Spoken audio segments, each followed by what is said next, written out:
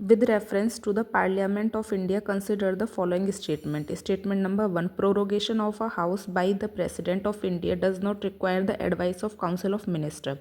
ये स्टेटमेंट क्या हो जाएगा हमारा रॉन्ग। सबसे पहले हम समझेंगे प्रोरोगेशन क्या होता है। तो प्रोरोगेशन होता है termination of a session of parliament, मतलब किसी सेशन का पार्लियामेंट का टर्मिनेशन। तो क्या प्रेसिडेंट काउंसिल ऑफ मिनिस्टर की एडवाइस के बिना प्रोरोगेशन कर सकता है हाउस का? नहीं कर सकता। तो ये स्टेटमेंट क्या हो जाएगा? रॉन्ग हो जाएगा। Second statement, prorogation of a house is generally done after the house is adjourned signed die, but there is no bar to the president of India prorogating the house which is in session।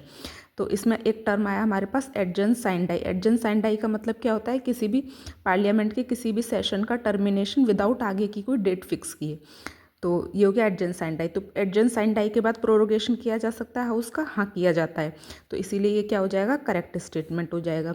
Dissolution of Lok Sabha is done by the president of India who save in exceptional circumstances does so on the advice of council of minister।